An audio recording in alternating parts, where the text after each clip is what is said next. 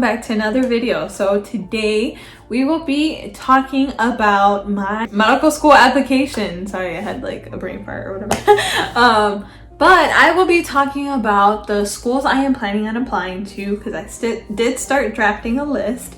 And I will give updates on my MCAT study and how that is going. And I believe in the next video that I post, I will be talking about the 15 experiences that I have chosen to share about for my medical school application. Please don't forget to subscribe to the channel, turn the notification bell so you get updates on my future videos. And let's get started with this video. So I have my tablet here on my lap because I have made a list of medical schools or MD-PhD programs that I will be applying to. And so I'm kind of excited because it kind of like makes everything sound more realistic. Like these are like potential schools you could actually go to, and like I feel like that just makes it more exciting too, like to have a better idea of where you plan on going. So I'm going to be sharing that list. I'll try to say the schools like pretty fast because if not, it'll be like super long. But as of now, my list is about 30 schools long and I can't afford to pay for 30 schools. So I am going to try to cut it down to 20 schools. It might be a little over 20 schools too, depending on like maybe how the MCAT turns out. If it's like lower than what I wanted, I will try to apply to more schools. But the way it goes is that if you're a low-income student, you can apply for financial aid. And financial aid from like AMCAS or like the AAMC, I forget who provides it, but like they cover 20 schools for free for like the primary applications, which are the first applications you send out. And so for those, they only cover 20. And then for the secondary, I believe it's only like discounted, like it's not completely free like how the primaries are, but I believe you still get some sort of discount. And if you're paying for schools out of pocket, like say you apply to more than 20 schools, then for the first school you apply to, it's like $149. And after that, every other school that you apply to, I think it's like $39 or $49. And so you can imagine that adds up really fast. I am trying to cut down the amount of schools that I'm applying to. I also want to apply to MD only programs in Chicago. So like Rush University doesn't have an MD-PhD program that I want to apply to. So I'm only going to apply MD to them. I also do want to apply to Loyola University. I really like them as well because they're really for minorities and all of that. And like I feel like they have the resources needed to support minorities. And I feel like it would be a good environment, but they also don't have an MD-PhD program that I would want to apply to, or like that I can apply to. I am going to be reading the MD-PhD programs that I am planning on applying to, and these are specifically for the PhD in epidemiology. It's not including, like in public health, there's a lot of areas you can study and go to, and one of those is like population health sciences. There's like other divisions in public health and you can also get your PhD in, but I am specifically looking into epidemiology. I'm gonna go ahead and read these schools super fast. They are in alphabetical order. Albert Einstein College, Case Western, Duke University, Harvard Medical School, Keck School of Medicine, Michigan State, Northwestern University, Ohio State University, Oregon Health and Science University, Stanford, Buffalo State, University of Alabama, Birmingham, University of Arizona, University of California, Davis, University of California, Irvine, University of Chicago, University of Colorado, Denver, University of Illinois at Chicago, University of Iowa, University of Miami, University of Michigan, University of Minnesota, University of Washington, University of Wisconsin School of Medicine and Public Health, Vanderbilt, University of California, San Diego, and Yale University. I might cut out more of like the more competitive programs. Obviously Harvard will probably not take me. Like realistically, like I might have experiences, have all this passion and all this love for medicine, and I've worked in the field already, and I love what I do, like working as a medical assistant. So like I know what I'm getting myself into, but my stats aren't there. My GPA is low. My science GPA is even lower. Realistically speaking, they can say they look at a student holistically, but they will probably not take me. So with that said, like I do want to shoot my shot, you know, like because I have a very well-rounded resume, I guess you can say, or application, but those scores aren't there. So if the MCAT does not go as planned, I will probably not apply to Harvard. I will probably take off Yale too, just because it doesn't make sense, you know, like I can't expect to get into those schools with my stats.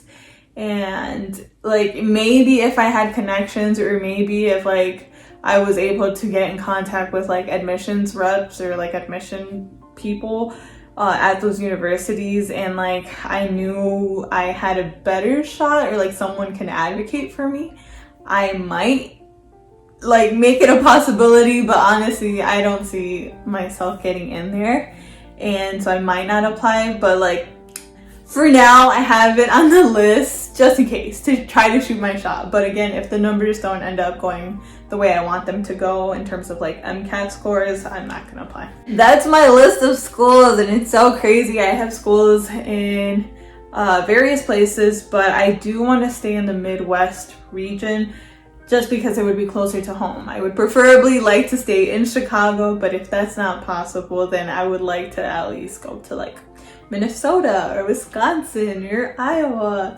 But then part of me does want to go to like the warmer states, you know. I want to go to California or Arizona where like the weather's nicer, and I feel like it would be fun to experience something new.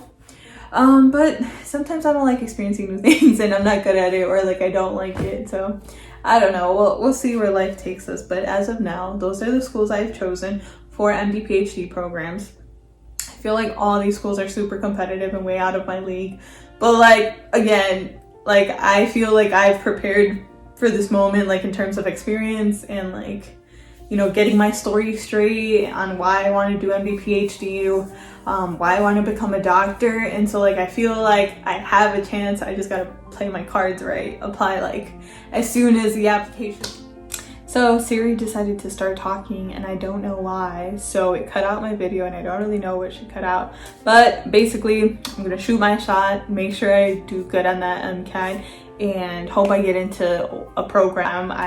You just need one person to say yes, and I wish I like get the chance to have choices. But if I don't, like one program is more than enough, and I just really hope it works my way. In terms of MCAT studying, so I started studying in August, and I also started my organic chemistry class in August, and it took me a minute to kind of get the hang of things and my schedule.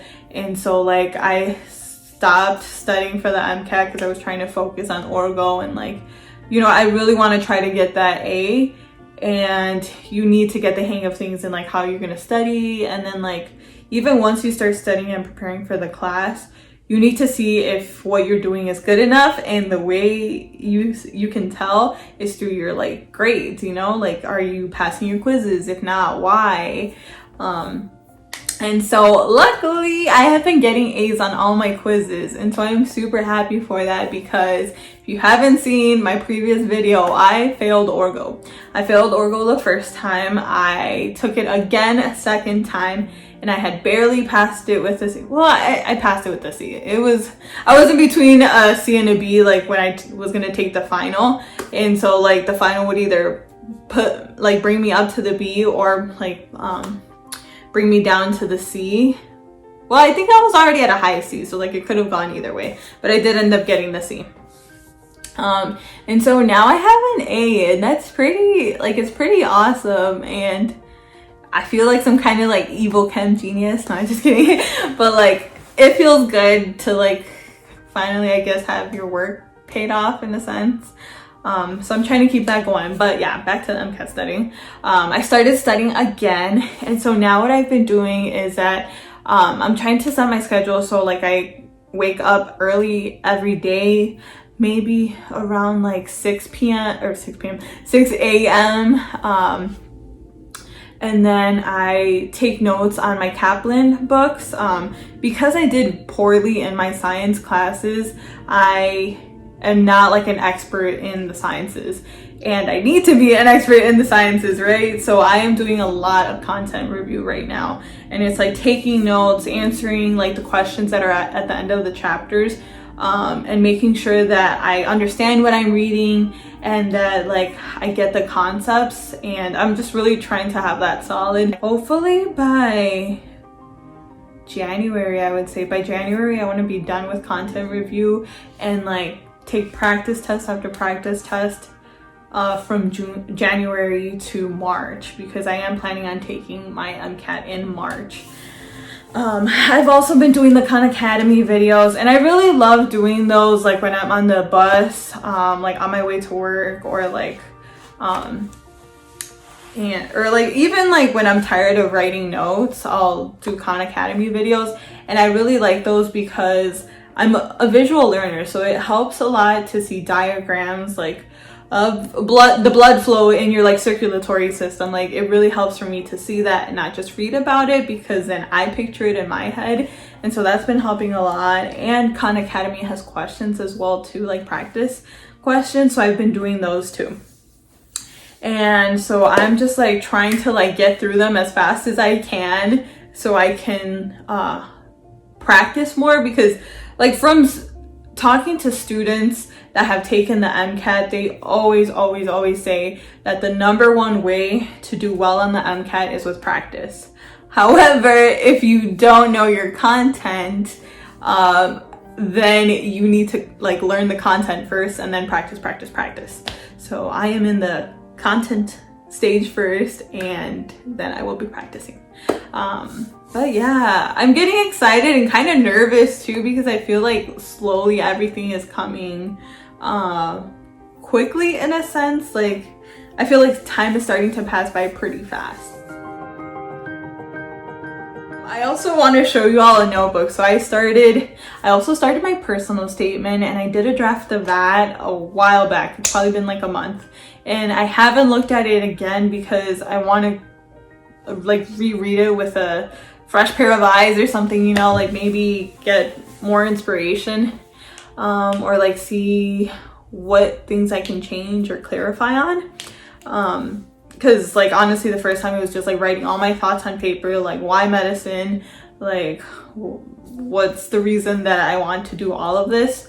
And that's kind of hard. I feel like at first you're kind of like rambling and trying to like give a lot of snippets of your life and like reasons why, but I want it, you know, to flow and sound like a story. So I'm letting that sit, and then I'll go back and review it. I also wrote down my 15 experiences. And so if you're not familiar with the medical school application process, you need, there's a section where you write about your 15 experiences, and those could be jobs you did before medical school. Like usually it's your undergrad career, but if you're a non-traditional student, it could be anything from undergrad up until the point you apply to medical school. And so you can write about jobs you've done, research, organizations you were a part of, any leadership positions you had. And so I wrote down my 15 experiences as well. And the next part is writing the descriptions for each of those experiences. So if you're, again, not familiar with the application process, they give you slots to write your 15 experiences. And then you have to write like what you did in each of them. So it's somewhat like a resume, like when you type or like input a resume into like a system for a job. Like they'll have you list the job and what you did, and that's basically what that section is for. So I want to type my like my caption, what is it, my summary of like what I did for each experience, and like have someone proofread it as well, like to make sure that they understand like what I did in that job, like or like, can anything be worded better? And yeah, so that's the next step for that. And I also have to choose the top 3 experiences that were the most meaningful for me. So in the application, you're allowed to choose 3 experiences and you get more space to talk about those experiences. And so I think instead of maybe like a sentence or 2 that they give you, you're able to write like a whole paragraph on each of those experiences. And so I'm trying to decide which ones I want to include, because I mean, I feel like for me, like a lot of them were very meaningful and like contributed a lot to like why I wanted to pursue an MD, but also why I wanted to pursue an MD PhD, or like, yeah, the PhD part of it. So I want to like carefully choose those top 3.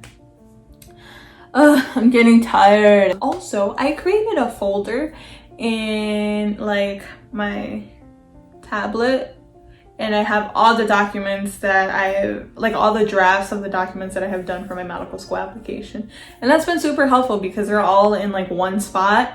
And like once the application opens up, I can literally probably just copy and paste everything. Hopefully they let me copy and paste. If they don't, then I guess I'll retype it, but at least I can do that. I just want to share a book that I just bought, and it's called Hood Feminism. And it looks like a really good read, and I'm so excited. I haven't read it yet because I just bought it today, like 2 seconds ago. Or not 2 seconds ago, but like an hour ago. And I'm so excited to read it. So I am going to try to get this done, and I will give you my thoughts on this book in a future video. But I'm super excited. And if anyone has read this, please comment down below and let me know if it's a good read. I'm still going to read it, but let me know if it's good. And thank you all for watching this video. If you made it till the end, thank you. Thank you for listening to me ramble. And please don't forget to subscribe to the channel, turn the notification bell on so you receive notifications on my future videos. And if there's anything you specifically want me to talk about in terms of like my medical school application or how I'm preparing, feel free to comment down below as well. I'll see you in the next video.